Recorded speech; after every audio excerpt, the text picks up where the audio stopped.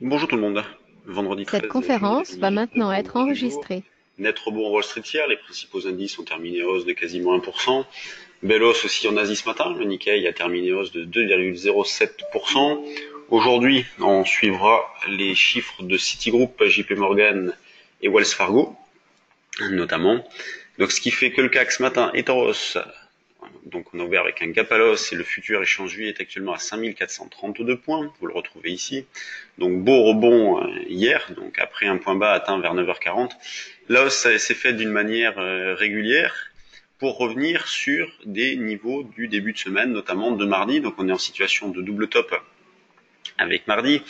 On continue de travailler principalement la vente, mais comme indiqué précédemment, on ne se fait pas d'illusions sur un potentiel.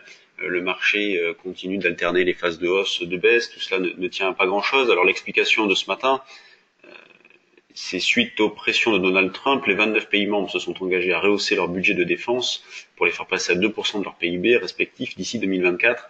Ceci correspond à un engagement déjà souscrit en 2014, mais qui était loin d'être respecté par plusieurs pays, notamment l'Allemagne, le Canada, l'Italie, l'Espagne et la Belgique.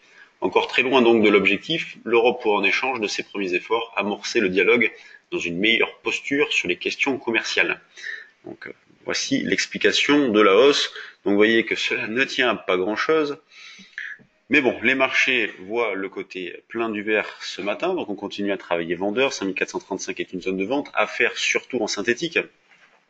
Hier, par exemple, je vous disais qu'autour des 5345,50, on pouvait acheter des calls. On l'a fait, nous, dans la salle des marchés. Je l'ai proposé également sur le trade du jour, notamment des calls 5450 juillet ou août.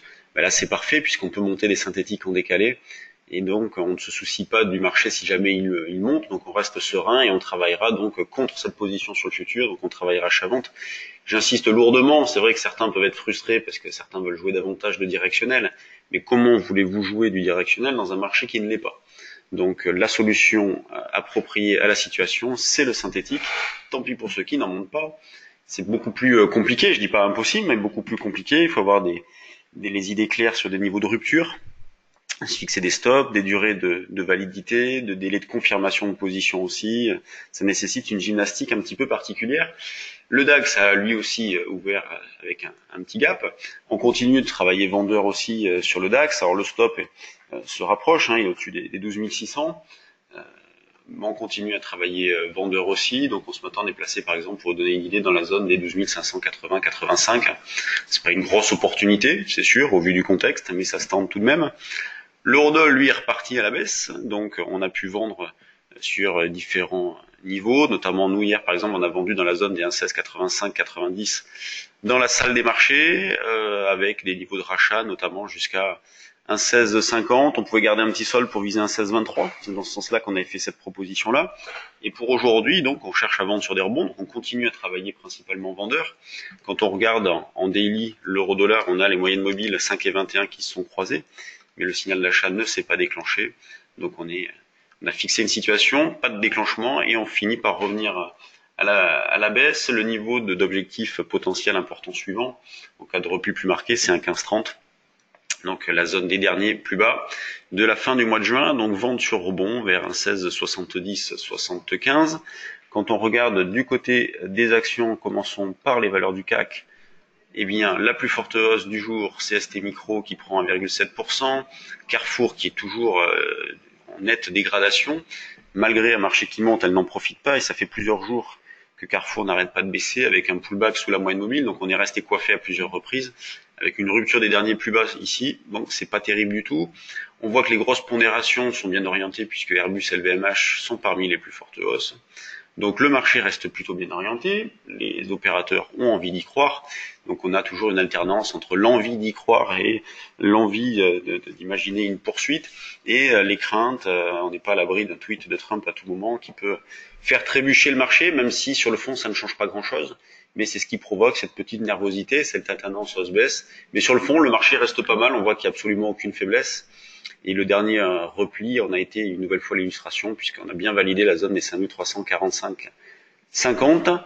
Quand on regarde du côté des mid small cap, voyons voir ce qu'il y a dans les screeners. Est-ce qu'il y a de l'activité ce matin? Donc On a Ordissima, Docia, Solocal. Tiens, Solocal, ça faisait un petit moment qu'on l'avait pas vu. Donc effectivement, un petit signal d'achat déclenché sur Solocal, sur le franchissement de cette zone-là. L'objectif se situe autour des 1,25, 1,30, les derniers plus hauts. On a Arcos qui est pas terrible quand même, Arcos. Alors là, on s'était un peu fait piéger sur le trade du jour. On a déclenché un petit achat là. Il n'y a pas eu de confirmation. Alors on a eu le temps de sortir, hein. Pour ceux qui voulaient ne pas trop insister, on a largement eu le temps de sortir, puisqu'Arcos est resté sur les mêmes niveaux pendant un bon moment. Du 11 juin jusqu'au 22, elle était entre les mêmes limites. Donc ceux qui veulent gérer dynamiquement ont pu sortir.